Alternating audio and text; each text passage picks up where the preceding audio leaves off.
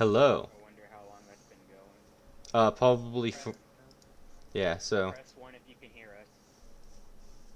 I don't think they can hear you yet, but they should be able to hear me. So, Alright then. what I am going to do because of that is this stream will be unlisted, and I will take my recording of the stream and put it up on the YouTube. Oh, not Okay. just a YouTube, the YouTube. Yep. Restroom real quick. I'll be right back. Alrighty. Yeah, they still can't hear you. I can't figure out how to make them hear you. Hmm.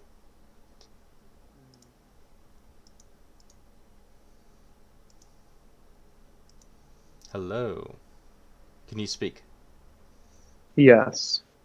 There we go. Oh, they can hear me now? Yeah. Perfect. So, yep. Sorry about that, guys. Yeah, no, that's gonna be interesting to hear.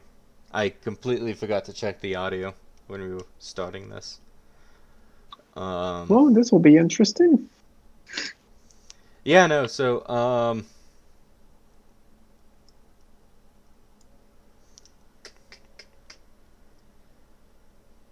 how about we just start over with, section 3, because we just started. So this is, chapter 2 of section 3, Collectivism and Socialism. The contrast between realism and nominalism, which runs through the history of human thought, is also revealed in social philosophy. The difference between collectivism and individualism is not different from the attitude of universalism and nominalism to the problem of the concept of species. In the realm of social science, this difference has the highest importance. The powers that be find in collectivism the weapons for the defense of their rights, but nominalism breaks up the metaphysics of sociological collectivism.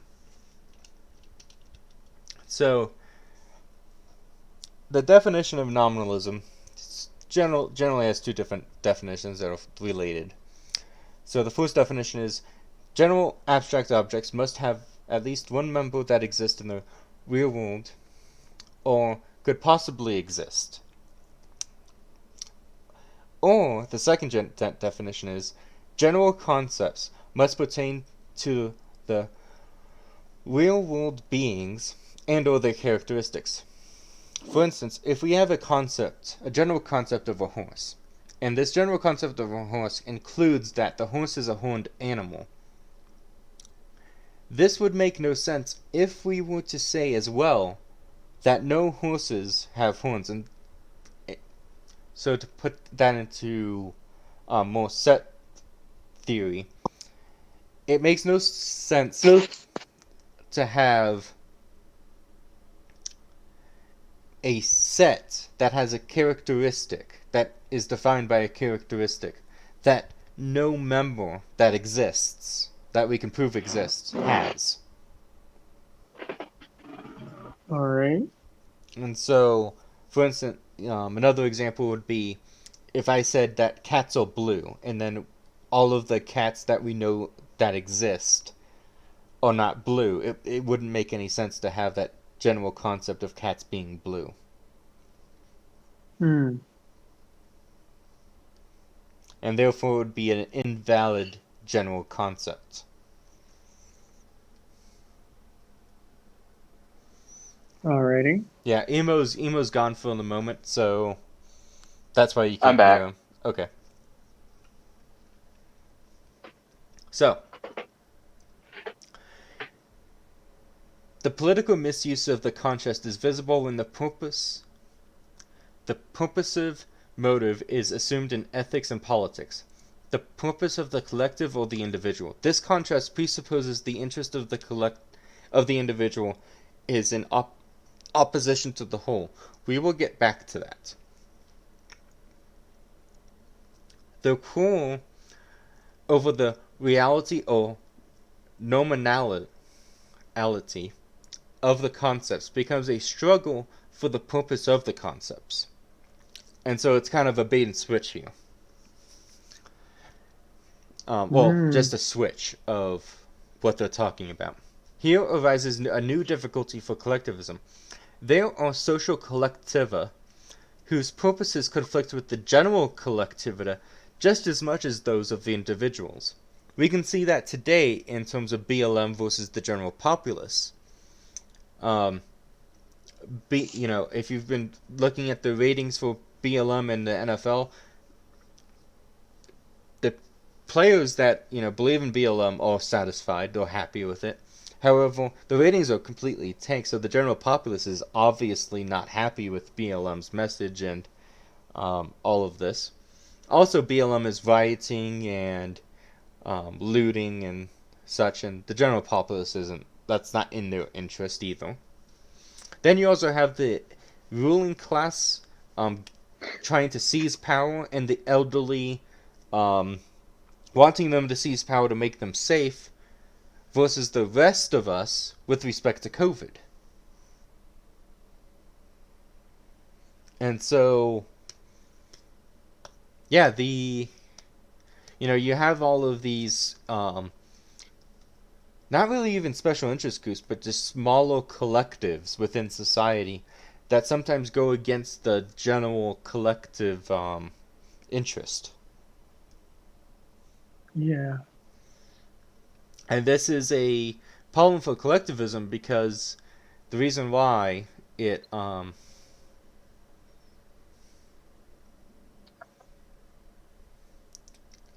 denounces individualism is because it's against the collective.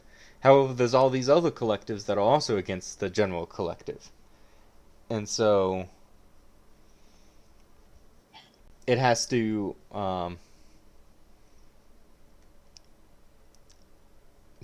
both argue for the general collective, but also find a way to not have those smaller collectives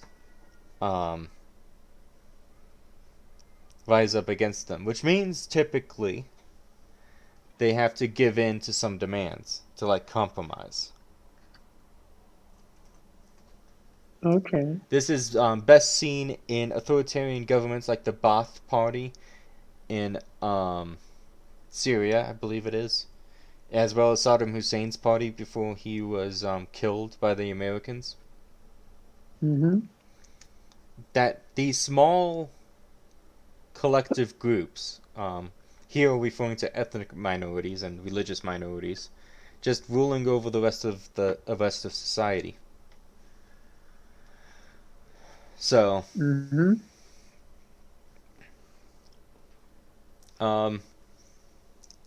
that's in conflict with the general collectivist who wants the best for the general collective, not these small minority groups. At least that's what they'll argue for.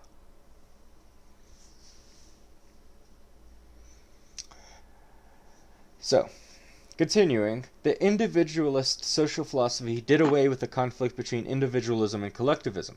It is called individualistic because it broke down the ideals of the ruling collectivism, so new idols. One second. It is called individualistic because it broke down the ideas of the ruling collectivism, so new social philosophy could be developed. But it has not done away with the idols of collectivism for the cult of the individual. It showed that the core of purposes did not exist in actuality. And so what Mises is talking about here is that the interests of the individual are not in opposition to the whole. Which of course he's going to touch on and then come back to. So the new collectivism that Mises is seeing is not an outgrowth of social thought, but of a political will that yearns for romanticism and mysticism.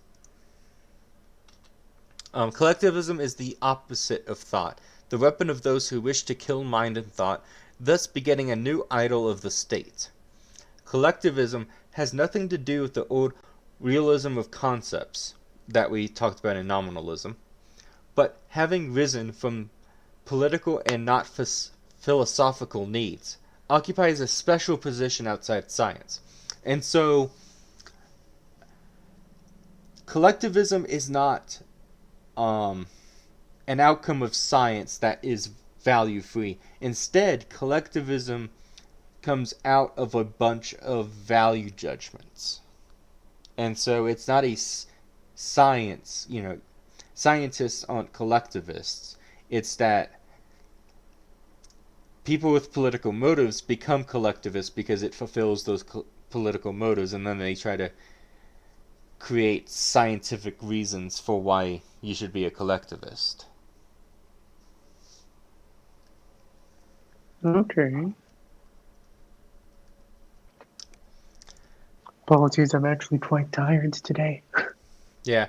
Kant, in debate with Hürtel, finally showed the teleological character of his collectivism, to bring about human progress, which Kant viewed as humanity's destiny according to providence. The hidden intention of nature was progress, which lies outside our experience and thought, and thus leaves us with no way of knowing if this hidden intention of nature exists or what it entails. This anti-nominal theoretic proves no basis for hypothesis or further inquiry. We are just expected to believe because it cannot be proven that against his will man does what nature ordains. What he does, the race and not the what he does, it benefits the race and not the individual. And so,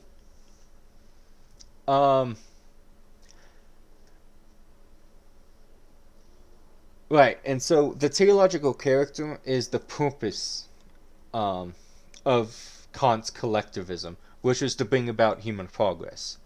And this human progress was going to be brought about by the hidden intention of nature.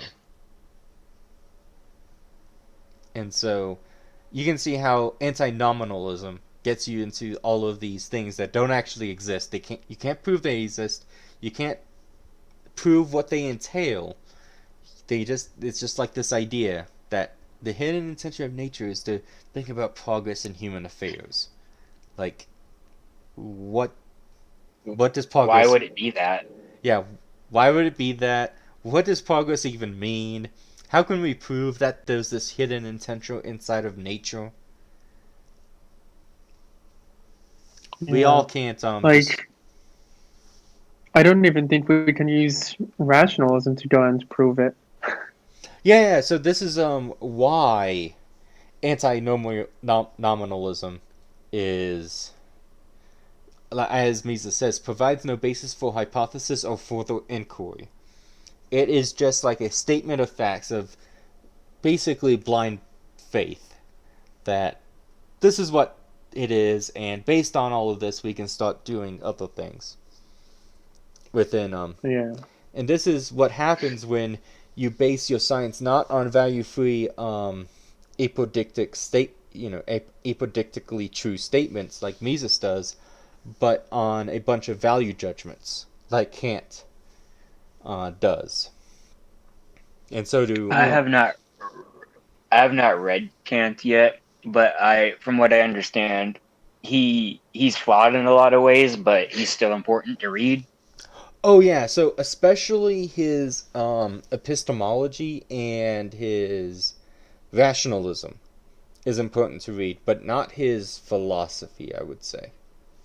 Like not his actual political philosophy, because Mises uses Kant's definitions and categories in Human Action and in this book, Socialism. But what he does, he just takes the categories and the definitions of words, and then he just fixes all of the relations between them, essentially. Okay. This is also what's done in the Transcendental Argument for God. It's inside my Discord server. If you go to my page called Maxwell Anderson on YouTube, my latest stream will have a link to that. So Oh, does this have to do with that debate that Jay Dyer had with that dude who does the praxeology book club or book thing? Yes, Jay Dyer has been talking about this for a long, long time. Yes, I just found out about this argument they had, and I don't really know, what to make of it not being. Yeah. So I have a summary of it as well as a transcript of something in my Discord server that you could go into if you wanted to learn more. Jay Dyer and Dr. Father Deacon Ananias also go into this in way more detail than I have even read about, so go to them. I just have it in my server to get people to know that there's a transcendental argument for God that actually uses all the same Kant categories that Mises and Rothbard and Hoppe do. So you should definitely go ahead and read up on that if you're an Austrian.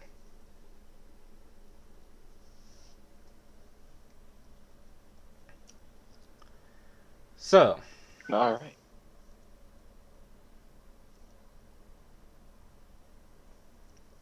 collectivism is not to be explained as a scientific necessity, like praxeology. Only the needs of politics accounts for its use. Thus, it does not stop at recognizing social associations as conceptual realism had done, but has elevated them from mere organisms to study to gods. As Gilkey stated, one must hold fast to the idea of the real unity of the community, because this alone makes possible the demand that the individual should stake strength and life for nation and state.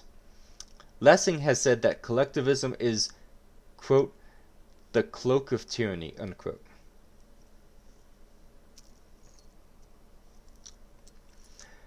Continuing, if the supposed conflicts between man and the community existed, then there would be no possibility for man collaborating with his fellows. The natural consequence would be war of all against all. The will of the individual is broken. He who wants to live for himself is forced by the representatives of God on earth to obey the moral law, which demands he sacrifice his well-being in the interest of the whole and its future development. The science of society begins by disposing of this dualism. By perceiving that these two interests are compatible and not in conflict, it can understand social institution without calling gods or heroes to its aid. We can get rid of the necessity of the demiurge, which forces individuals into the collective against their will, once we realize that that social union gives them more than it takes away. There is no need for a hidden, quote, plan of nature, unquote, when we realize that the development of a closely knit society helped those who created it every step of the way. So, I'm going to open the floor to comments.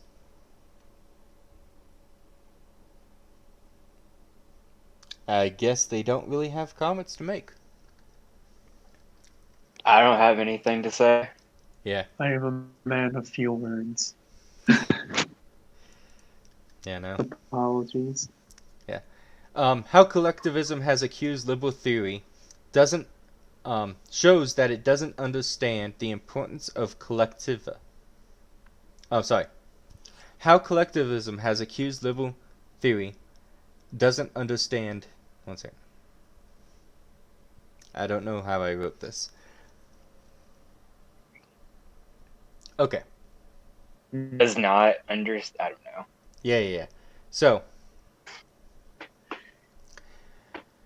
this is a complex sentence that doesn't really work in spoken. So, collectivism accuses liberal theory of not understanding the importance of collectiva. However, in doing so, it shows that it missed that liberalism changed the setting of the problem. Collectivism no longer attempts to construct a complete theory of life, the best it can produce are witty aphorisms, which are pithy observations like, if it ain't broke, don't fix it. And so you'll see collectivists often say that liberals or individualists don't understand how beneficial collectives are, especially of nation and state. And they will say that, oh, we are the enlightened ones that understand that, like, people working together are better than a whole bunch of atomists just working for their own interests. Meanwhile, it just shows that they're uneducated, that they don't understand liberalism, as formulated by Mises, that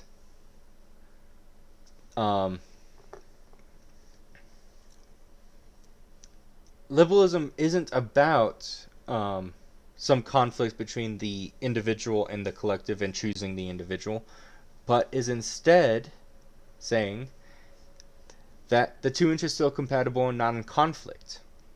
And that the reason why we have these social institutions are because individuals found them to be useful.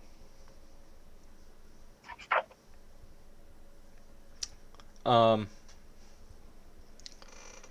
you corner a collectivist with this, they will just reply with something that is pithy in response, because they haven't actually studied this. Well, I guess as opposed to me and emo who don't say a damn thing in response. Yep. Yep.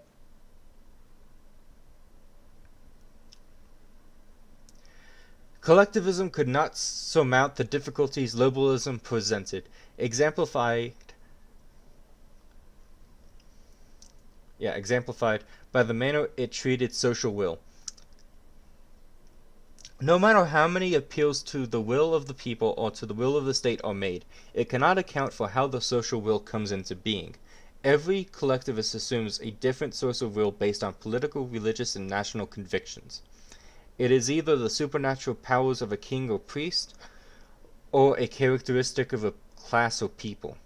Collectivism is political, not scientific. It teaches judgments of value and not value-free, apodictically true statements.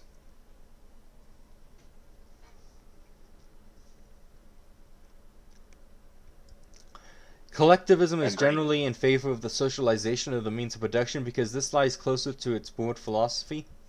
However, you can always find collectivists that think that the free market is just better for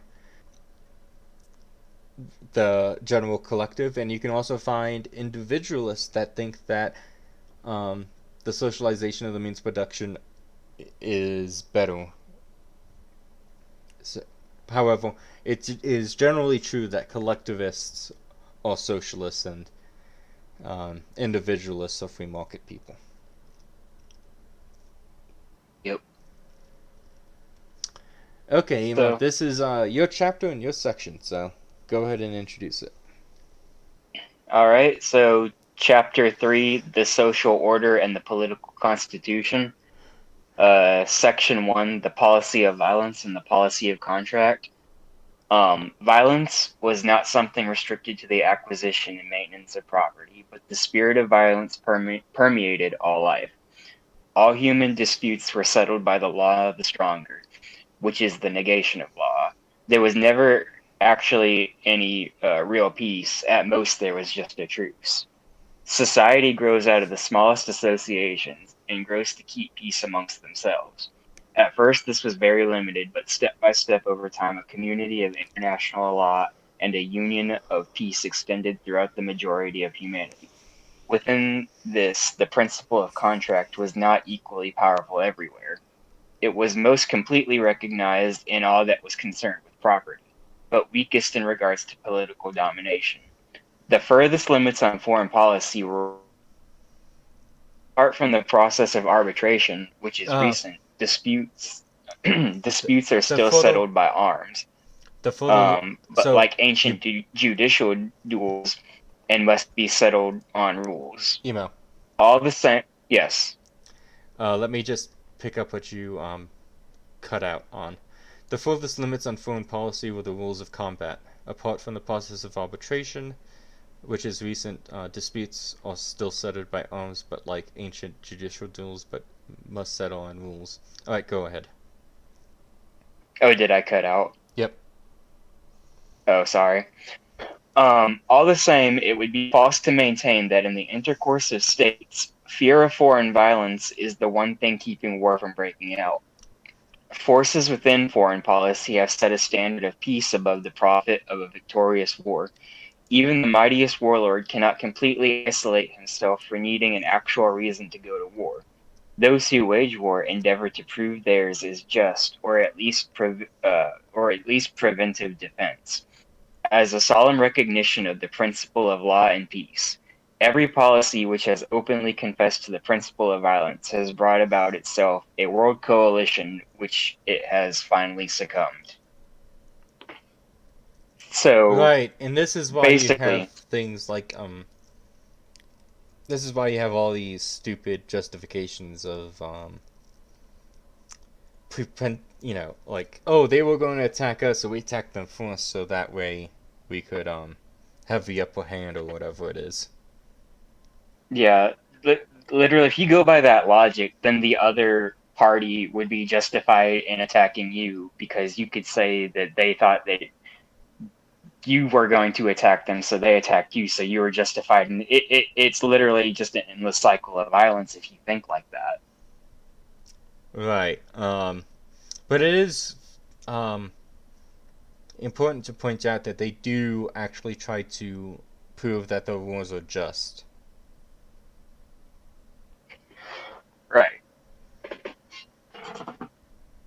Um, in the liberal social philosophy, the human mind becomes aware of the overcoming of the principle of violence with that of peace. It teaches that war is harmful not only to the conquered but to the conqueror.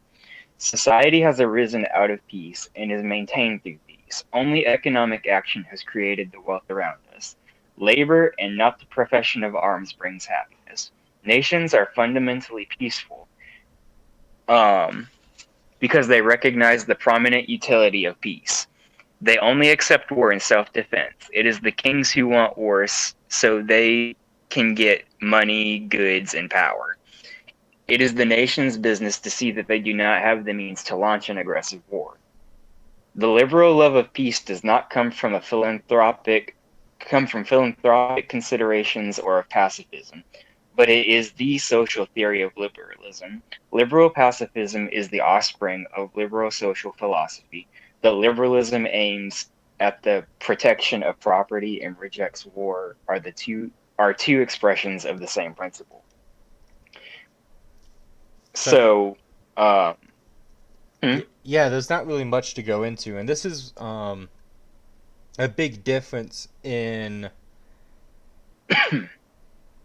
how the left and the right are doves. The left are doves because they're like, oh, the poor brown people, getting bombed in the Middle East, and the classical liberals that are part of the right will say, that it just goes against our principles to fight aggressive wars. right. And I don't think there's anything, wrong about, both those things being true for one person at a time. I think that goes without saying. Right, but the thing is that if you're worried about brown children getting bombed, then The fact that they're brown should not be your first priority. well, right, but I was about to say, like, once that once you're bombing the Serbs, they're no longer brown children, and so that, like, that propaganda, that talking point is just lost, which we saw in the 90s, where we had a way worse war against the Serbs that no one seems to care about because they were white. It doesn't fit the left narrative that America is just a bunch of racists. Right. It should really be the morality of the whole situation at all. Yep. So let's go on to section 2. All right. The social function of democracy. This one was painful. The internal politics of liberalism demand the fullest freedom of expression of the political opinion, and it demands the state shall be constituted according to the will of the majority. It demands legislation by representatives of the people, and that the government, which is a committee of the people's representatives, shall be bound by the laws. Its ideals remain the republic or a shadow principality of the English type. Its highest political principle is the self-determination of peoples as individuals. Yeah, and so I really like what Mises does in Human Action with this principle of the self-determination of people as individuals. The self-determination of peoples. Is he turns that into an argument for secession, which I think is very, very powerful, especially in America where self-determination and these liberal ideals are generally known, like the idea of self-determination and legitimacy of the state coming from the consent of the governed. Like, those are things that people know the words to, but they don't really understand the implications of. Right. And that's not really their fault. Like, you don't have to be a social scientist in order to be in America. But when I tell people that if a people vote to secede, that is their expression that the state that they are currently a part of, they are no longer giving consent to be governed by that state. And such that, therefore, that state has no legitimacy to govern them still. Right. So, I really like how Mises has ran with this principle back when he was alive. And I think we should really start using that type of language again to argue for secession. Yeah, same. While it's true many liberal theorists have recommended democracy on the grounds of natural law and inalienable rights, but the reasons which a political movement gives its justification of its postulates do not always coincide with the reasons which force them to be uttered. The old liberalism knew that the democratic demands arose from its system of social philosophy, but it was not at all clear what position these demands occupied in the system. This explains the uncertainty it has always manifested in questions of ultimate principle, as well as the measureless exaggerations of the demands made by those who claim the name Democrat alone. The significance of a democratic constitution is not that it represents the rights of man more fully and better than any other kind of government. Mises argues that the citizens of a developed community feel more free and happy in a democracy, and that they regard it as superior to all other forms of government and would take up arms to defend it. Not just because democracy is worthy of love in its own right, but that it performs functions which he is not prepared to do without. Right. And I take issue with that because I don't believe that democracy provides things that a free market would not provide better. Right, and so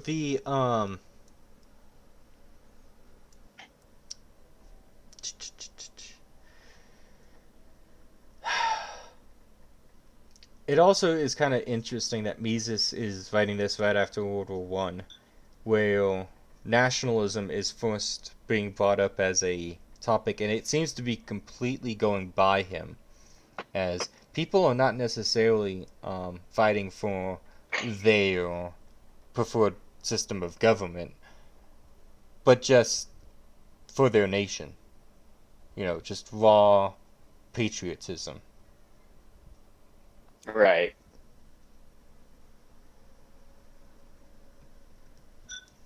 So, Chicago, do you have anything to add? What in terms of like the secession argument?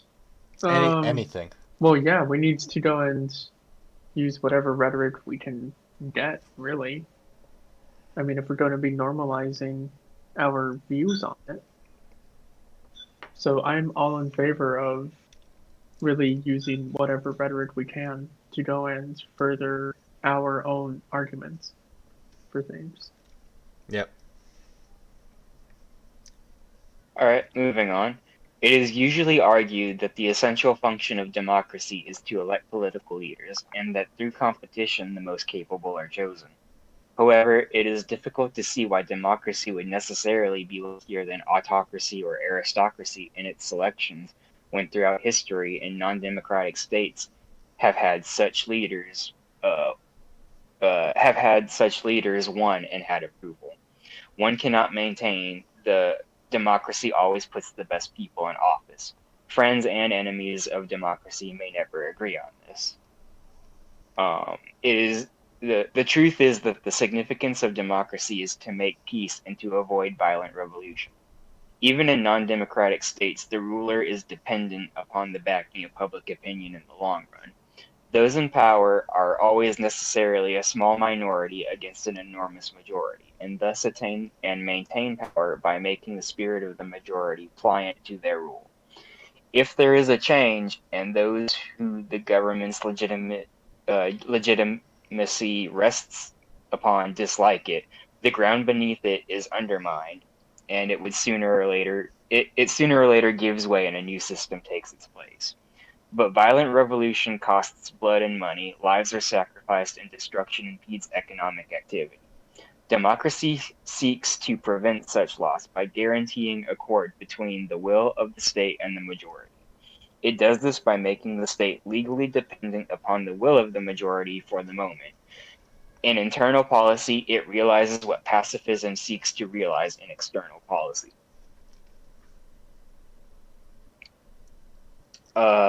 So does anybody have anything to say about that? Where democracy is more about stopping a violent revolution from occurring should the political elite get out of line with the public, and yeah. I don't. Well, the problem with that notion is, why would the political elite just surrender their power like that? Plus, I also take issue in the notion that the democracy will always get the most qualified individuals elected. I think it gets the best robbers elected. And that's he's making that point that it actually doesn't always do that, and that autocracy and aristocracy does produce good leaders sometimes. Yeah. Well, I mean, with those two forms of government, it's really luck of the draw with how the next generation turns out. Well, not really with the aristocracy. Aristocracy, families can rise and fall in prominence based on how good of a leader they are. And in aristocracy, you have a family of leaders, which means that any hereditary effects of being a good leader will be passed on from generation to generation. And also, those children will have the best education available in that region to make them a good leader. Also a fair statement. So, aristocracy tends to actually have the best type of leaders. Like, and even autocracies, like, for instance, Al-Assad, he was going to school in London to become a dentist. Before his father died and his brother died as well in the same short period, and he had to become the leader of Syria. So it's not as if these people are... Well, when you put it that way, it also just shows the sheer incompetence of people like Turkey. They can't even take out a dentist. Yeah. And so what happened was with Al-Assad is he's going to become a dentist, then his brother died, and then for 3 years before his dad died, his dad was teaching him everything that relates to state power and running a country.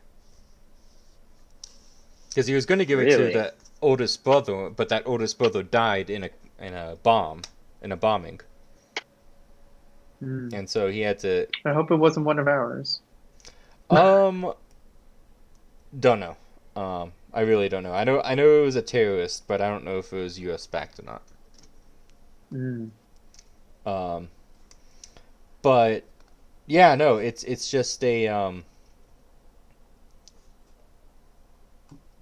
Anyways, the it is true in aristocracy and autocracies. It is true that as far as they are hereditary, it will be any hereditary effects of having a father as a great leader will pass on to the son, as well as the father typically wants, if it is hereditary, the father will want his son to also be a good leader and not like take his inheritance and burn it to the ground.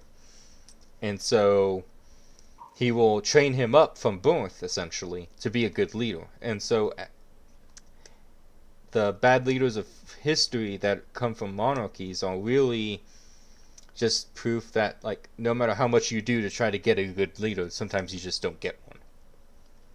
Yeah. Yeah. Which I guess that's how aristocracy can come in. Right, and that's where aristocracy is better because you don't just have one king, but you have many lords. And those lords can rise and fall in prominence based on their merit. Yeah, I guess that works. Um, And I often think about how like that could be recreated, like if we were to ever achieve like anarcho-capitalism, how Well, I mean, you that would can just have that. emerge naturally in a market. Well, you can also have that happen on the community level because in most small towns, there's always that one prominent family. mhm. Hmm. I Right. mean, So, all It's these it's things like, it's not just that. Think about Papa goes into this, but I know in engineering there are families of engineers, and the engineering is essentially passed down from generation to generation. Even though nowhere in the hiring processes is like, oh, your dad is a good engineer, you must be a good engineer. It's just that when you're raised to be an engineer and your parents and other parts of your family are good engineers, you tend to be a good engineer as well. And this will work with judgeships. Look at there'll probably be judges that run in families, and that um, the children will be basically raised from birth to know the law and know how to judge things and have um, fair fair judgments. judgment.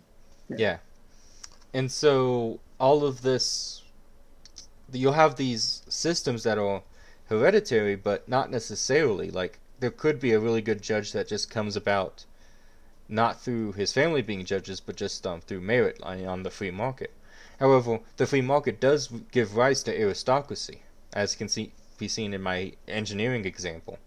There's no like mhm. policy given that, oh, we need to have an aristocracy in engineering, or physics or Yeah. anything like that. It just Actually, happens. for your engineer example, I do have a example of that for the history of New York City because the man who designed the Brooklyn Bridge, his son actually completed it. Yep, yep. Yeah. And so, because the reason why this happens is that parents are typically interested in whatever they're doing, and they know it Hmm. pays well, or at least they know it puts food on the table, and so they'll be interested in having their sons learn the same trade. Yeah. It's just it's like that old mechanic that just teaches his son how to fix cars. It's kind of just what parents do. Um, Yep. so the same thing. Let's Yeah, people oh, go that ahead and say what you're gonna say. people that don't understand parenting don't understand this, and it is not. It is unsurprising that someone who claims to be an atomist wouldn't understand how families or society works. Who claims to be an atomist?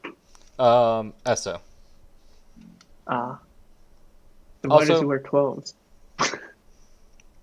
Oh, we're not talking about the atomism from Crusader Kings. No, no, no, no. An Okay, atomist thank is God. someone. An atomist is someone who, um, they claim to be strict individualist, but really they have nothing to do with individualism. They don't Mm. believe in any type of social organization at all, and they want as little social contact as possible. So they're just dumber egoists? Yes. Okay. Okay, So, so let's move on. no, no. I also realized that Sorry. because of how I am recording this, that the first hour of recording is going to be dead silent. Oh, even when we even if we re-upload it. Yeah. Oh, wow. Um, so Do you what have a should we way do to go about and that? edit that? I can cut it down, but it's not going to give us sections 1 and 2 of chapter 2. Hmm. So, I might. Well, you might be able to go and talk with my friend British Knight about it because he usually edits our podcasts, which are live streams as well. oh, I know how to do it. It's just I'm not going to be able to add anything to the beginning of it. I could make another thing just reading the notes, but yeah. Yeah. Well, either way, I'll just trust your judgment on it. Yeah. Anyways, let's continue. Okay. The Russian conservatives and the Russian Democrats are both correct when they say there was no lack of democratic rule when they point out that all of Russia approved of the Tsars, so that a democratic system would not have given them another government anyway. But when the will of the Tsar and the will of the people were no longer aligned, a political catastrophe was inevitable. It was true for the Tsars, the Bolsheviks, the Germans, the Prussians, and every other state. Thus we see it is mistaken to regard revolution and democracy as synonymous. Democracy seeks to extirpate revolution. The cult of revolution, violent overthrow at any cost, is peculiar to Marxism and has nothing to do with democracy. Liberalism, recognizing the attainment of economic aims, presupposes peace, and seeking to eliminate all causes of political strife, desires democracy. The violence of war and revolutions is always an evil to liberal eyes, and an evil that cannot always be avoided so long as man lacks democracy. Yet even when revolution is inevitable, liberalism tries to save the people, hoping that philosophy may enlighten tyrants to renounce rights which are opposed to social development. Liberalism has no admiration for the heroic grandiosity of Marxism's professional revolutionaries, which destroy thousands of lives, and values which labor of decades and centuries went into building. Liberalism wants success at the smallest price. Um, So, in a way, at least for section E, it does show that as long as the population generally approves of the autocracy or aristocracy, would that technically mean it is a democracy then? Because they all approve of what's going on? In terms of what Mises is talking about here is he's using democracy as a in terms of the consent of the governed. However, Okay. that's not how Hoppe talks about it. Mm. And we'll get when we get to your section, we're going to talk about this. But Oh, yeah, fun. it seems like most of the defenses Mises has put forward have just turned out to be wrong. right. So this democracy wanting to avoid a violent overthrow and a revolution is just selling off the farm piecemeal instead of all at once. Right. And as so, we've seen, democracy has been the reason why revolution is now brewing in the United States, right, it's not even just in large part. revolution. Um, that it is. What I mean by selling it off piecemeal is you're going to get socialism either way in this type of framing. You're either going to get it through violent revolution right now, or you're going to get it through decades of just legislating away the quote-unquote liberal program using the liberal constitution that liberals have put in place. And this is why libertarianism was so important. Rothbard. Right? The Like aim, this, the whole time. Oh, I'm sorry, I didn't know you were finished. yeah, the aim of liberalism to protect private property rights cannot be achieved using the political process liberalism seeks to put in place. Go ahead.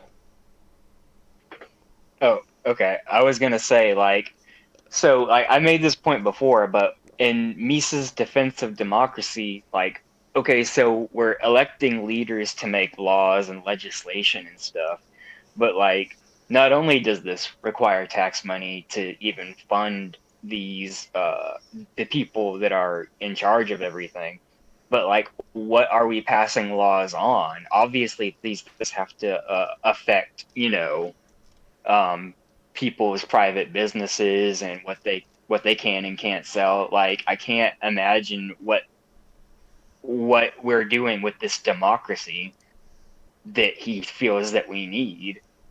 Like, is it to like buy off people who are like worse off at a little bit so they don't commit a So, revolution? I don't know what he's trying to like. so Mises is talking in an era where the first welfare states have just been put into place. Gotcha. And they've been put into place in Germany, which is actually less democratic at this point in time, in terms of elections, than England or America is. So, Okay. this, there's no historical examples in 1922 for why this is just obviously not true. However, the economic incentives, if you was to analyze them, would obviously be there.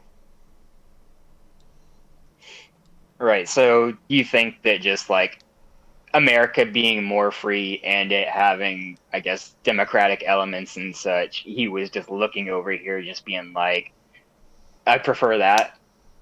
Well, the thing And of it this needs to is be it's not just that he would look over at America, but he would look over at the liberalism that inspired America and Britain and France at this time even.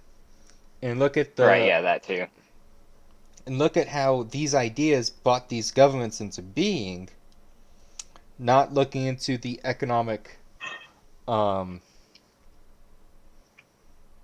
the economic incentives within democracy. Because the thing of it is that you could have a quote unquote benevolent, like it's theoretically possible to have a benevolent dictator that just wants you to pay taxes, to have a defensive military force, to have um, limited government, maybe suppress the press a little bit, but other than that, just be completely a free market economy. It's completely possible to have that. It really hasn't happened in history, but it's possible to have that. There's been Yeah, people that have gotten close to the ideal, but no one has actually gone to that ideal. And so,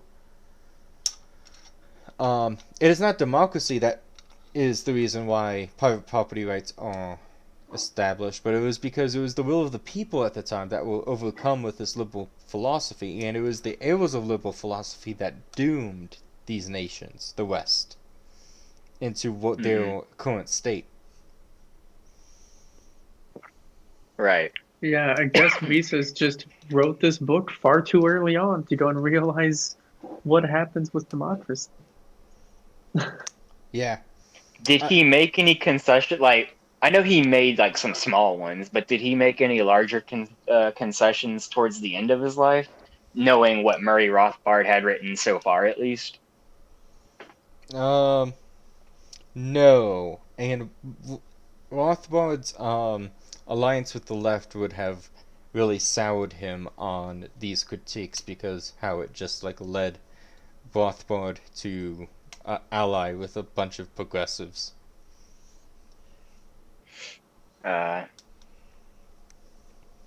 Based Mises not tolerating any leftism. Right. Yeah. Way more Mises people. Yeah, no, the Even getting mad at Rothbard for not being as hardcore as he should have been. Yep.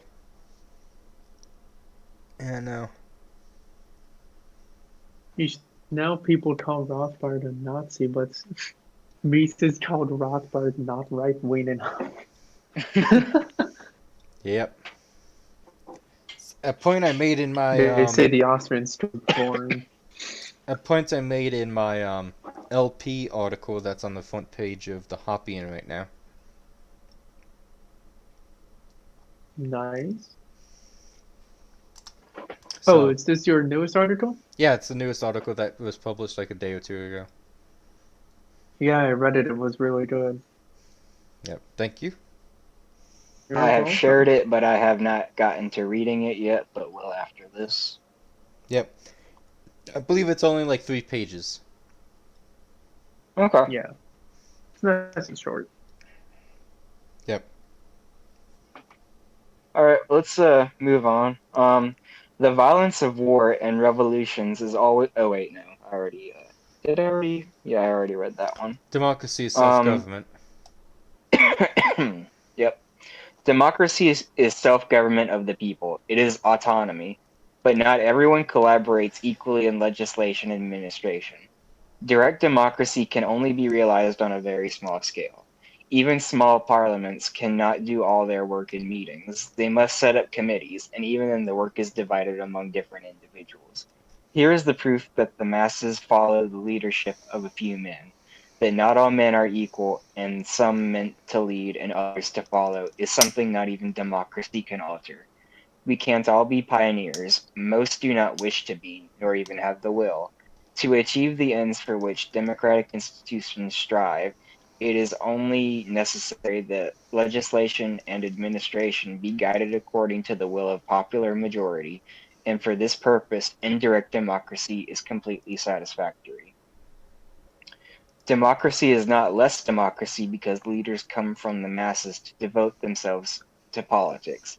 Politics, as with any other profession within the division of labor, demands the entire man. As long as the professional politician remains dependent on the will of the majority, only he can carry out what he has been elected for. The democratic principle is satisfied. Democracy doesn't require that Parliament be a copy of the social stratification of the country.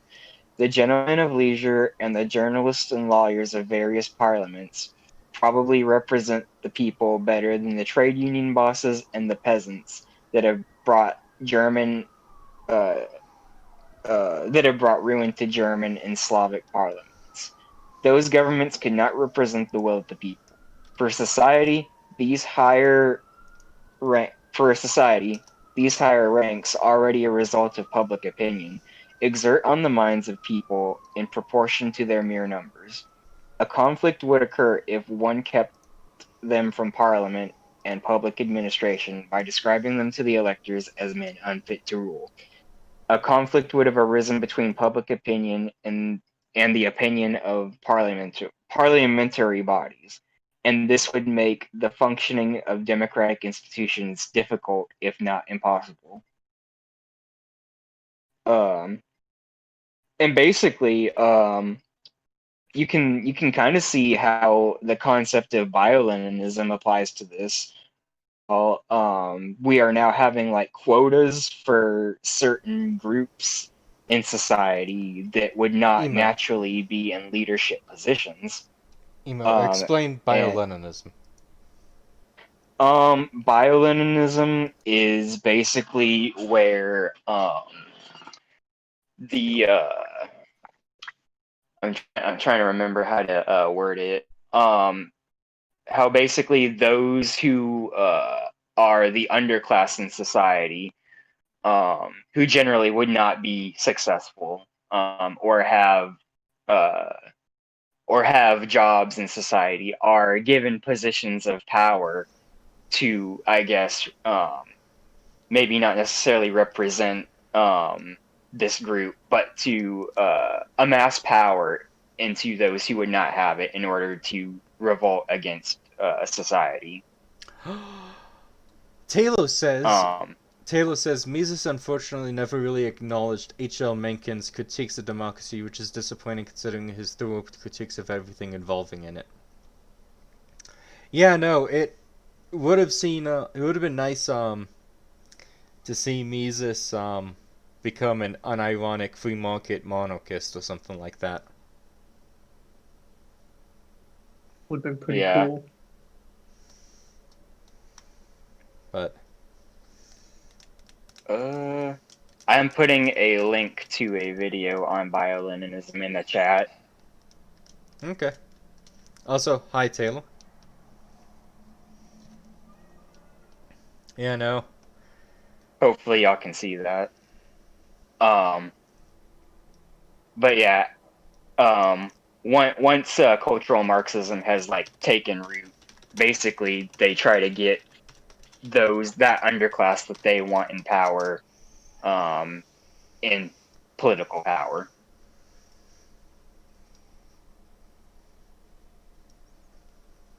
Okay.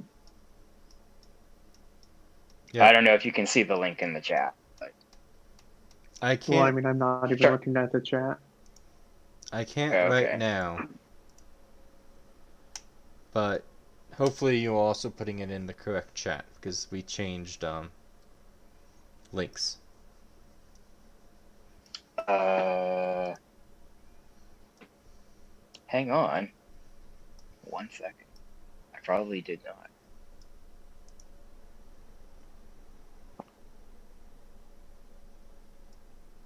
Yeah, so remove law bullets. We're gonna have to cut out like the first half of the first hour of this stream. Sadly, I did not set up this correctly when I was going to stream it, so I might just upload another video of chapter 2. The beginning of chapter 2. Just going over the notes by myself. Sounds fun. I was about to say it feels bad, man. I posted it in the thing, but it's not showing up when I like leave and come back. So I'll just post it in the BookClub thing, and maybe y'all can do it. But anyway, let's move on to the end of this. Grave injury has been done to democracy by those who exaggerate the natural law notion of sovereignty conceived in its limitless general will. There is no difference between the unlimited power of the democratic state and the unlimited power of the autocrat. The idea that the state can do whatever it wishes and that nothing should resist the will of the sovereign people has done more evil, perhaps, than the Caesar mania of degenerate princelings. Both have the same origin in the notion of a state based purely on political might. The legislator feels free of all limitations because he understands from the theory of law that all law depends on his will.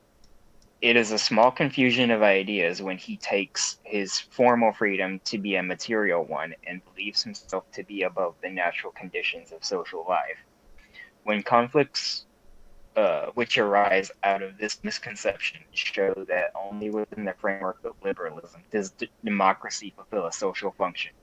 Democracy without liberalism is a hollow form.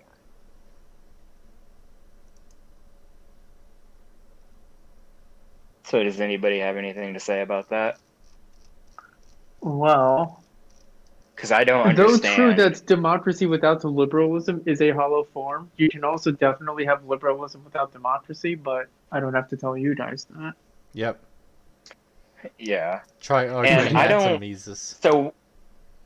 So what is his natural law like? What is his issue with natural law? Because maybe it's just that I've only really read Spooner and like The Law by Basquiat, but like I don't understand the natural law like argument for like this kind of democracy. And I just might not be familiar with it. I mean, at least your notes aren't all over the place like mine, so.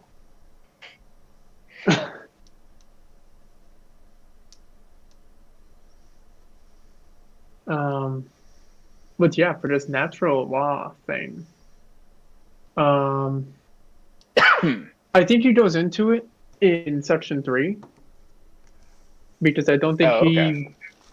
I don't think he enjoys natural law because to him, natural law promotes some form of equality. And I know he brings up the thing about like nature like affords all like a bounty or something, but like I don't. That's not a interpretation that I've heard so far. Till him. Right. You have to remember when he was in the section that people actually don't have access to right now, that there are economic natural laws that he's talking about, like the right to work, the right to exist, all of this, and so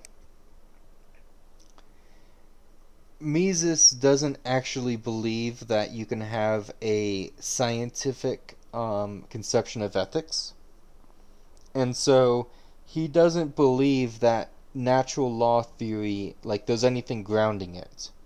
That there's no reason to stop with the liberal program if you believe in natural law theory. You can come up with all of these extra rights that people supposedly have.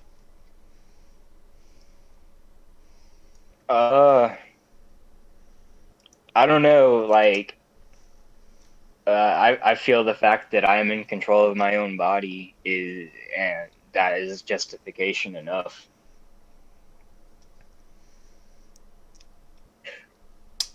Right, but that's not essentially that's not what Mises would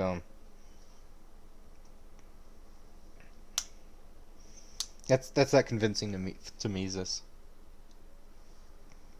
Also, Okay. argumentation ethics came out in the 1980s, well after Mises had passed. Okay. So, maybe I'm just forgetting, but like, how does Mises form his like? Ethics? Yeah. It's entirely utilitarian. Okay. He not believes really a that fan of utilitarianism, to be honest. Huh. Do it.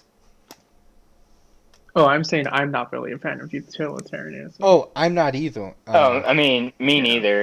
You I can justify anything with utilitarianism. Yep. He just Yeah. believes that the liberal program of free markets and democracy leads to the best outcomes, and therefore that's all that should be needed to convince everyone. Anyways. Okay.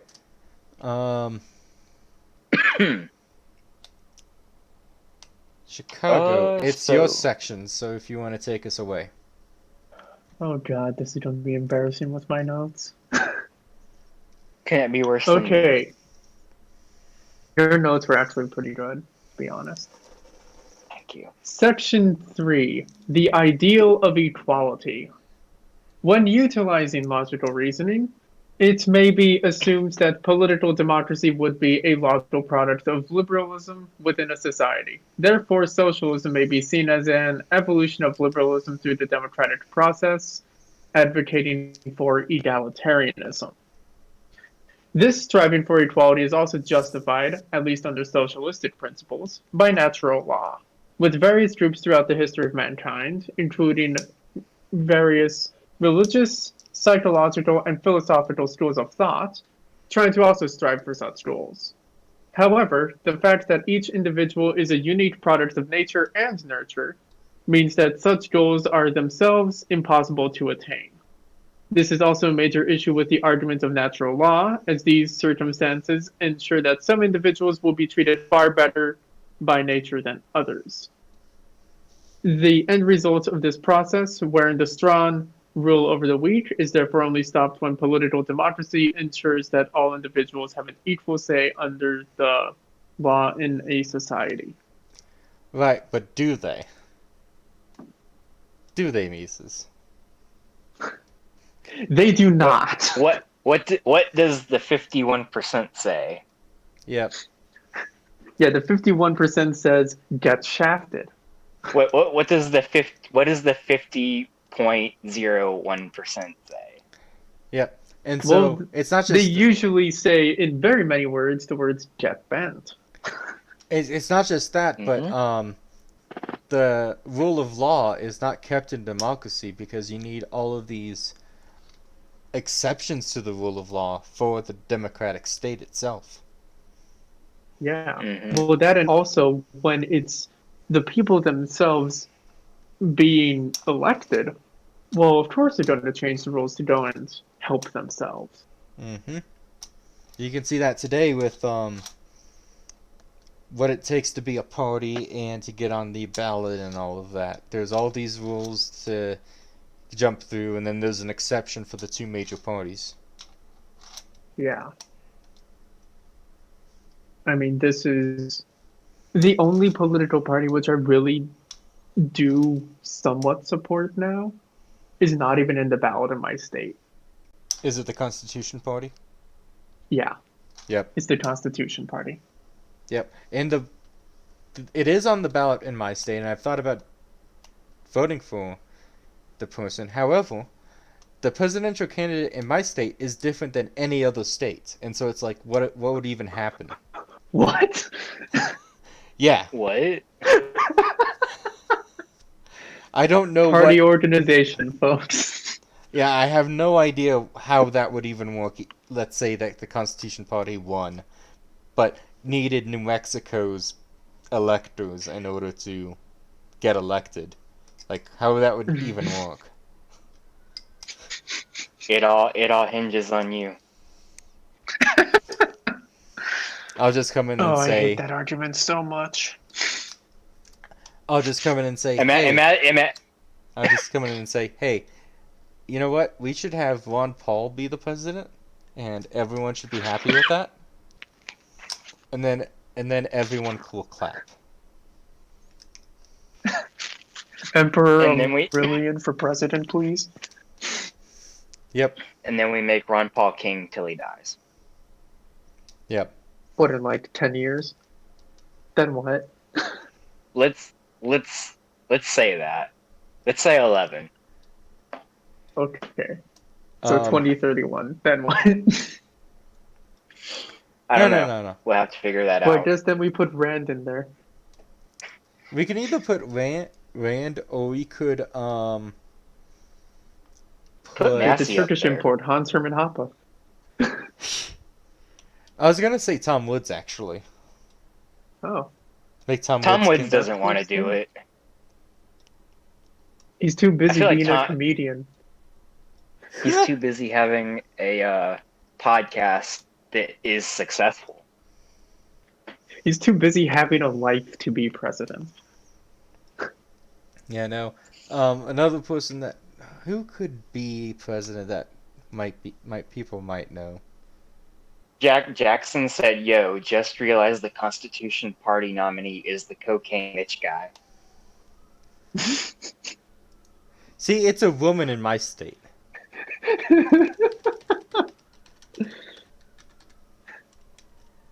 Dude, this is great. I wish I could vote for the Constitution Party now. Then I could get the cocaine rich guy. So it's I should have got Donald that Leon shirt when- oh. Blankenship.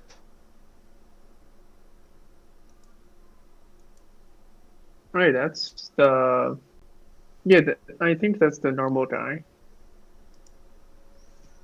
Yep.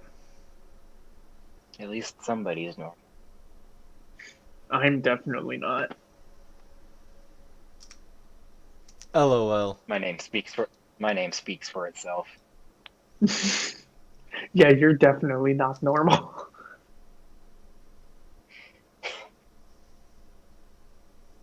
Do you want me to continue?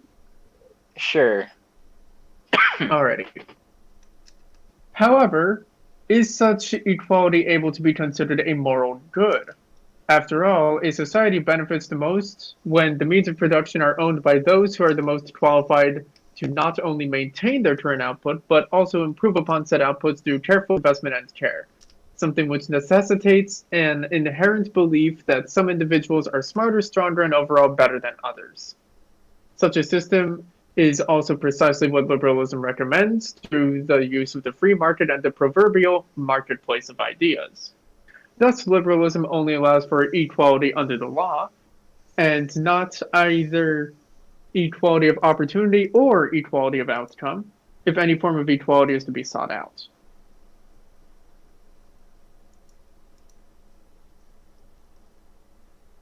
Anything you guys want to add on that? I think we had a conversation about equality under the law earlier, did we not? Yeah, we did. We just talked about the rule of law and such. And how Yeah. it contradicts. Yeah. Yeah, basically in this part, Mises does get into equality under the law somewhat. LOL. And So, to break away from this for a second, the presidential candidate for the Constitution Party called Mitch McConnell Cocaine Mitch and said that Republicans should ditch Mitch.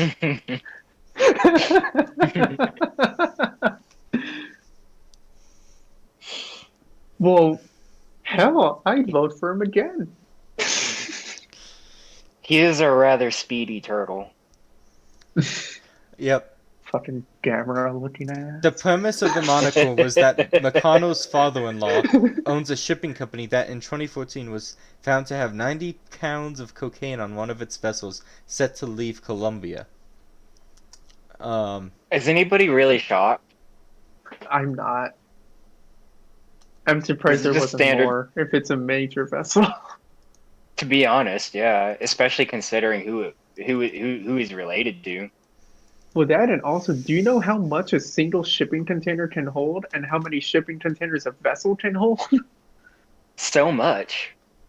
Yeah, LOL. I mean, So, after Blankenship lost his primary race against Mitch McConnell, the official campaign account for McConnell posted a photoshopped picture of McConnell surrounded by a cloud of cocaine dust with the accompanying text. The accompanying text was, "Thanks for playing, Don." Also, it's funny, the Constitution Party's, his first name is Donald, just like Donald Trump. so it gets to support a second, the Donald. Yep. Actually, no, he's not the Donald, he's the Don. Oh, the Don versus the Donald. Yep. Based. Reminds me of a YouTube video my friend made that was just called Palpatine versus Darth Sidious. Put too much effort into that shit. Yep. Anyways. Think of somebody else. Welcome, Jackson. Yeah, no, I just looked at his Wikipedia page, and that guy is amazing. He also was implicated in a federal case to skirt safety regulations in mines. And that is agorism in action. So all the agorists should support him. So he's basically the ultimate Chad conservative agorist. Yes. Nice. Take that, Jeremiah. Yeah, no, let's see, what else is there? There's other things. He also...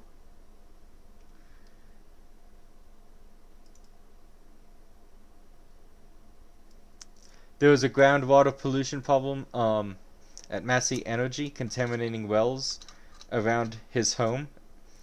Blankenship had a water line built to his home from a nearby town, and according to the accusation, Blankenship did not offer to provide uncontaminated water to any of his neighbors and failed to inform them of any problem.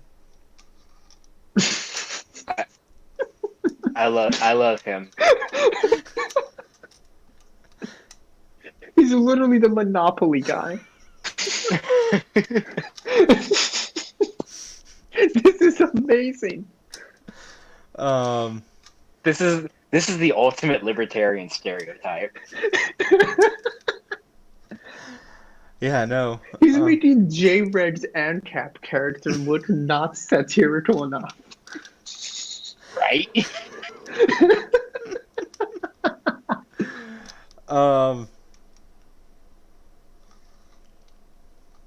Let's see.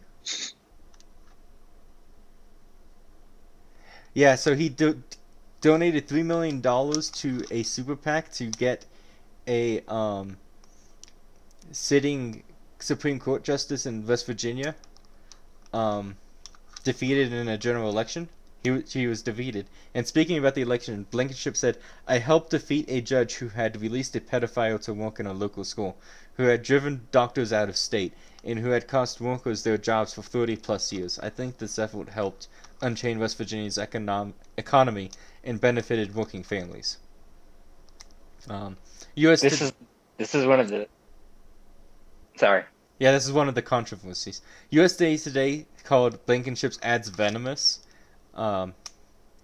Blankenship vividly illustrated how big money corrupts judicial elections. It puts justice up for sale to the highest bidder. And then the guy who he helped get elected ended up helping his company down the road. Chad. Yeah. This dude just does it. Yeah. Yeah, no. He sounds... Blankenship was featured in Lawrence Limo's 2013 book, The Price of Justice, The True Story of Greed and Corruption, and another book in 2012, The Thunder on the Mountain, Death at Massey, and the Dirty Secrets Behind Big Coal. So he's the big coal guy.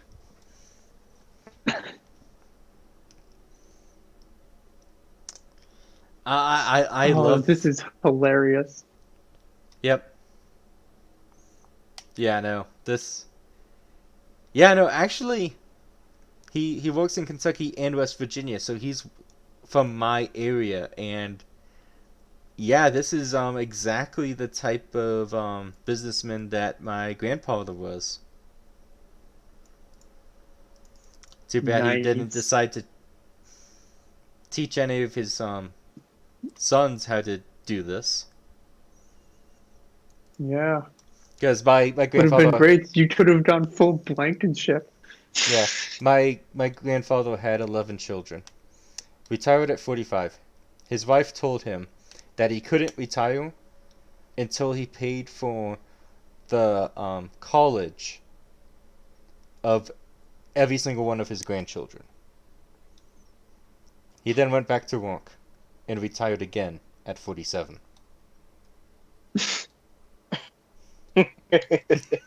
What a lad. Yep.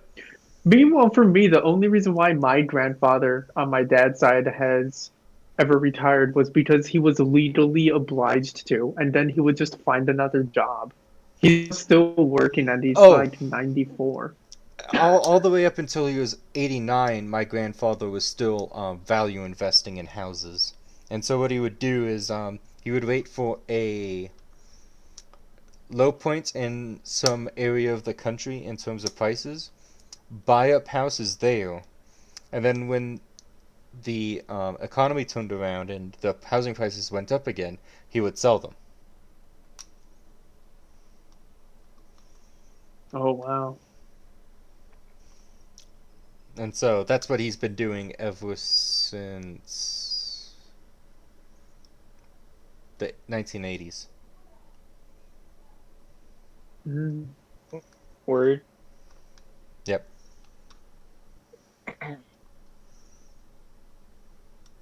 All right. Should we move on? Yep. Sure thing.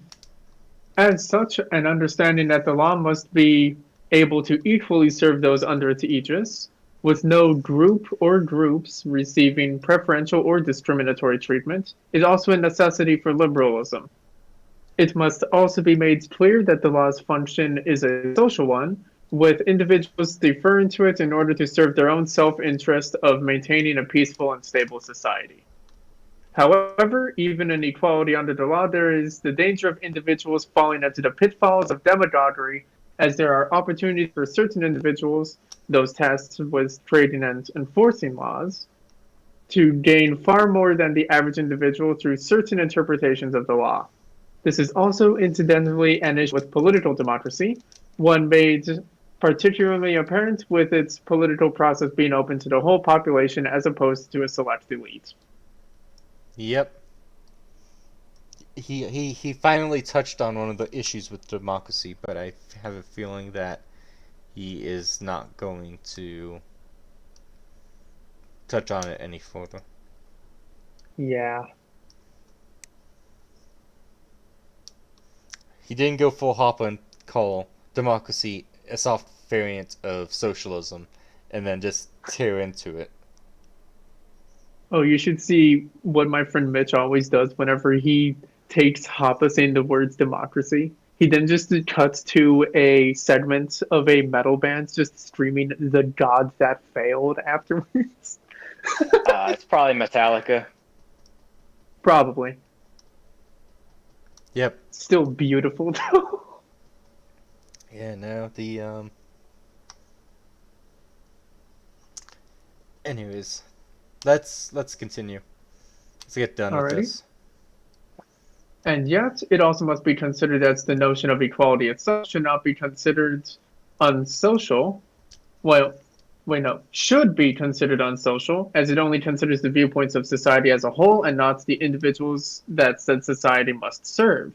The classical era's Greek city-states had a method of ensuring that political democracy took into account the differences of the voting electorate's individuals, by being similar to how modern stockholders are able to demand their say in a company's actions through owning parts of its assets. In the city-states' case, this was done through each individual being considered a sovereign lord over their own possessions, which were also under the care of the state in terms of collective defense from invaders. Therefore, the principle of equality itself does not inherently follow the ideal of political democracy, and should be considered as valid a priori and should not be viewed as valid a priori any more than any other building block for a society based upon the foundations and teachings of liberalism. With that, I'm actually going to quickly use the bathroom, if you don't mind. Oh, where did you leave off? If you want, you guys can always discuss the last part. I shouldn't be more than 2 minutes. Okay. Where did he leave off? Oh, where did I leave off? I ended the rest of section 3. So now we're in section 4. Okay.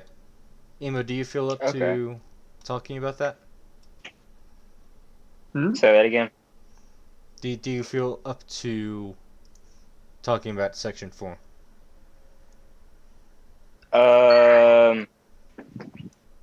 After the October Revolution. Alright, screw it. I'll go and persevere through section 4, but then I definitely have to use the No, it's fine. I can do it. Just leave. Yeah, Alright. Yeah, go ahead. Thank you. So, section 4. Democracy and social democracy. After the October Revolution of 1917 in Russia, the idea that political democracy and socialism were intrinsic to one another in terms of function spread far and wide across the globe. Indeed, many began to even think that one couldn't truly exist without the other. They were correct in that assessment. Read Hoppe. Mm-hmm. This notion spread from two schools of philosophical thought, both of which originating from within the Hegelian school of historical analysis, in which progress takes place as such. The Orientals only knew that one is free, the Greco-Roman ruled that some are free, but we know that all men are free as such, that man is free as man. The interpretation of Hegel's book, which was merely the intellectualization of common Enlightenment era ideals, was taken by the radical young Hegelians to mean that democracy was a necessity to bring about socialism, in which historians later followed suit. This interpretation inevitably leads to the materialist argument in favor of the liberty of the many, with the many being the proletariat who, in order to be free themselves from their shackles, must become socialists to serve their self-interest. Thus, two groups to subscribe to this argument. The term social democracy is utilized to describe this transition between democratic and socialist orders.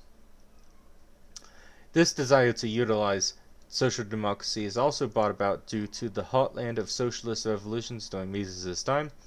The former Austro-Hungarian, German, and Russian empires were all under the rule of absolute monarchs.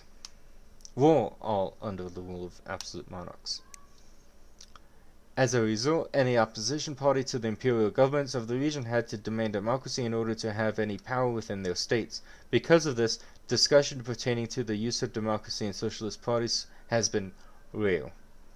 And yet, discussion on what social democracy even means, as well as whether or not it should be pursued, inevitably did occur within these various parties and in other parties around the globe. Eventually, various socialist writers also began to circulate the claim that no true democracy could exist without the presence of socialism. And I'm back, and I think that's a good stop to go and... Oh, that's a good place to go and discuss what's been said so far. Go ahead. Mm-hmm. I don't really have anything to say that we haven't said already. Fair enough. Guess I'm taking too detailed of notes. Well, no, we already kind of talked about democracy and chat on it. And chat on Mises for. True. We have been seeing an argument going around a lot about how the only true democracy is socialism. Yeah, which... A lot. And it turns out to be true, and Mises is just wrong. Yeah. Mises... Well, I think the issue with Mises is that he just did not live long enough to really see that be the case. Like, that really only became super apparent in the West after the mid-70s.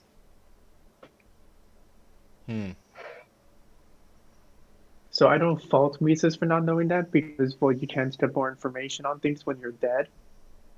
But at the same time, yeah, he maybe should have seen this coming. Yeah. Anyways, yeah, he should have. But he did so much that, it's kind of hard to criticize him for not, getting everything right. Yeah. Because it's not like he's Hoppe who has Mises and Rothbard to read. He's creating things mostly of his own accord. Yeah, I mean, all he had was Hayek. And, well, Hayek did some good, but nowhere near as much as Mises. Nope. Yeah. And Hayek was actually Mises' student, so it wouldn't make sense for him to... Yeah. Well, then I guess he had Baumgartner and Menner to read, but... They didn't really focus on this. How many people read Menner these days? Well, right, but also they didn't really go into critiques of democracy either. Yeah. So what I mean is there's not too many critiques of democracy he could have read. True. Well, then with that, it's just H.L. Mencken, and... Yep. Well, he didn't like anarchists. Mm-hmm. So that kind of leaves out Mencken. Yep. Anyways, do you want me to go and continue? Go ahead. All right. You stopped right where your cursor is, right? Yep. Okay. Despite it being that democracy and socialism shared goals, however, it wasn't guaranteed that both sides would take the same path.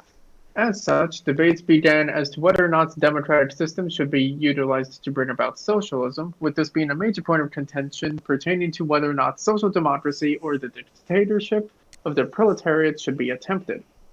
Since then, this debate has become a major point of contention in Marxist and socialist circles. This is only one of a myriad of different divides within Marxist thought, with it being able to be surmised that no two Marxists will ever be able to agree on all components of hating their dad. Oh wait, I mean socialist thought. In fact, such obsession with dogma borders on fetishism due to the extreme nature of these divides within the community. This even affects the language used for conveying socialist thought in both writing and action. One such word is revolution. While the word is used by non-Marxists to convey the development of different concepts or sciences, e.g. the Industrial Revolution. Hey, I can Emo. hear you on my end, Emo. Emo, you're echoing. Am I still echoing? Yes. Hello? Okay, much better.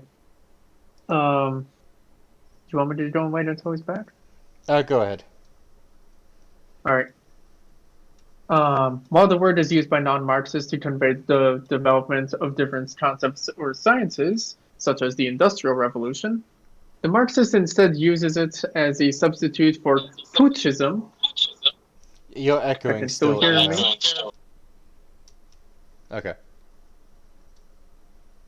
Good. Putschism, also known as insurrection. Because of the interpretation of words being so disparate, the meaning behind Marx and Engels' workers' revolution, which revolution at that time was just merely the development of different concepts or sciences, and thus originally meant to convey that the society in question is merely developing into a socialist state through organic means, has now instead turned into a justification for armed uprisings against their legitimate governments, which can and will be sets of thousands, perhaps even millions. Because of this, the socialist community will likely have no room for democracy in the coming decades and centuries, as social democracy gives way to authoritarianism in the bringing forth of the so-called workers' paradise. Well, yes, Mises, of course that would happen. Yep. Yet another shortcoming of Marxism is its inability or refusal to understand the importance of liberal ideals within the framework of liberalism, including ideals such as freedom of expression and freedom of thought. And yet, whenever it is not in power, Marxism demands the basic rights afforded by liberalism. The socialist writer Nikolai Bukharin puts it best by stating that the Party of the Communists quote, the Party of the Communists demands no sort of liberties for the bourgeois enemies of the people. On the contrary, end quote, he states, while also making clear that it would be ridiculous for Marxists to demand liberty for the workers while making such distinctions clear from the outset. In a way, the Bolshevist revolutions of the 20th century made sure that the so-called social democrats of both Europe and elsewhere reveals their true intentions long before any irreparable damage was done to liberalism in Mises's time. After that time, however, is a different story. Yeah, no, like, the Social Democrats totally was able to whitewash history, essentially. Yeah. So, that to me is not much of a shocker when quite a few historians go along with that. Yep. Do you want to do section 5 or should I?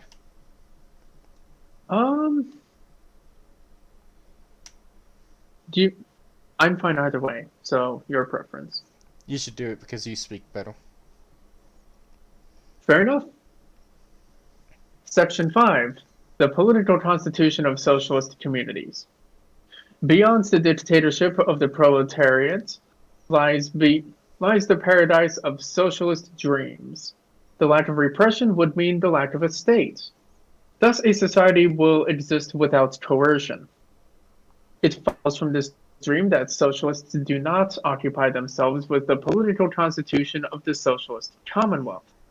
Because they have failed to answer basic questions of the central planning of goods and thus of men, we are beset by all the political problems of legally regulated socialist community. Again, the will of the people or of the community would be the broad, clarifying answers the communists would give. Sorry, the broad, unclarifying answers. The broad, unclarifying. I had it wrong in the notes. The broad, unclarifying answers the communists would give. Yeah, so this is harking back to Chapter 2, Section 3, where collectivists would just say, like, the will of the people or the will of the state would dictate society, and this is how they broadly answer how all these political problems of the legally regulated social community function. And so it's really unclarifying, just saying the will of the people will solve all this, and I'm just like, that doesn't actually give me a structure or a hierarchy to like analyze. Well, they better hope that the will of the people isn't free market capitalism, huh? Yeah, no. But yep, go ahead. Okay. All historical attempts to realize the socialist ideal have a marked statist bend to them. None of it was characterized by the self-determination of peoples. There appears to be no historical nor theocratic connection between communism and democracy. Theoretic. Big oof on Mises. I love that ad. So, what is Mises' definition of statist? Oh, that's my editorializing. He said authoritarianism. However, authoritarianism, in my opinion, is a leftist word, and we should try to abandon it. And so, authoritarianism means your dad. Like, your dad is one authoritarian in your life. Especially when you're young. And so it's just like, okay. Oh, I know that feeling. It's like, okay, but that's not actually what most people like try to convey with authoritarianism, and that's not what Mises is talking about. He's talking about statism. The idol of the state, essentially. And so that's why I said a marked statist bent. You all, Chicago, yes? Do you know what bent means in that context?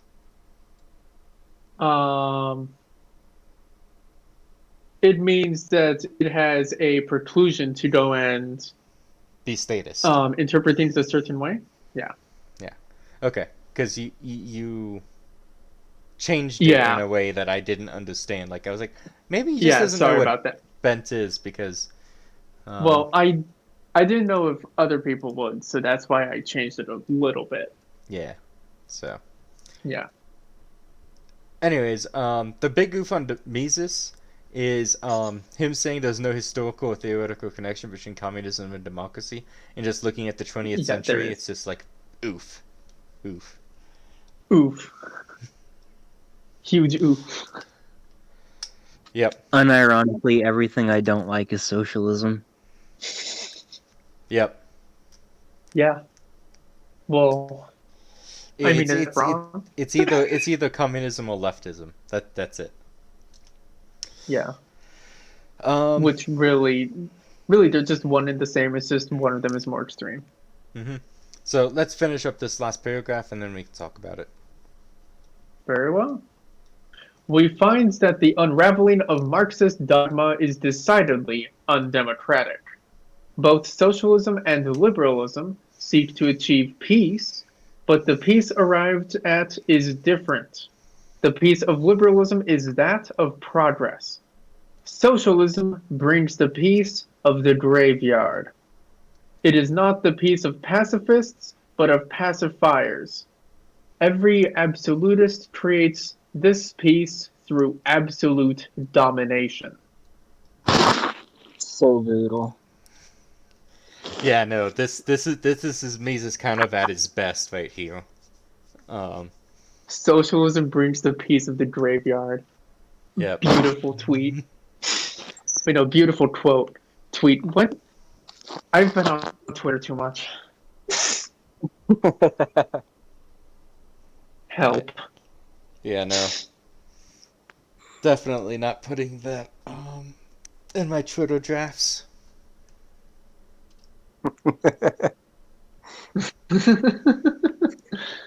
I totally wasn't. Yep, rushing that's to going go to my tweet that out Twitter right drafts now. compilation.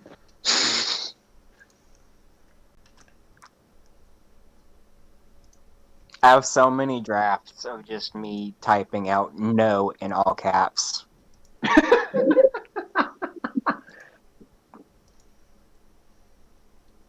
All of mine I can't say on stream.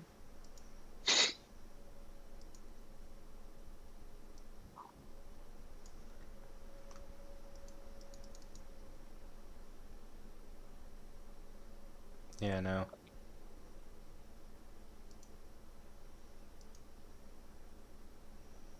So, Yes? awkward silence. Yeah, no. We're the it's- best silence. So, yeah, no, this is really just,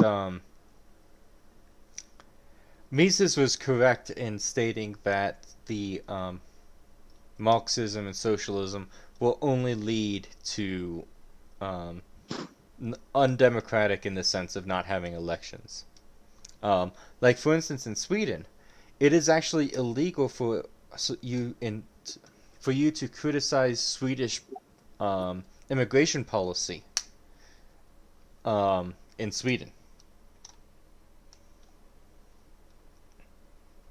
So, Well, gee, that definitely gives me a lot of confidence in their immigration policy. in the UK, I believe they have Sweden- very, very broad definitions of offensive, and it can lead to essentially like things that Donald Trump would say being illegal in the UK if it was said by a normal citizen. Yeah. So it is true that all this socialist shit that Europe is going down is becoming ever more statist as we go more and more socialist. Oh, 100%. Like, I'm honestly surprised that my right-wing friends in Europe haven't just straight up started saving money to go and move to, like, Wyoming. Like, I jumped ship as fast as I could before they'd be arrested for their opinions. Yeah.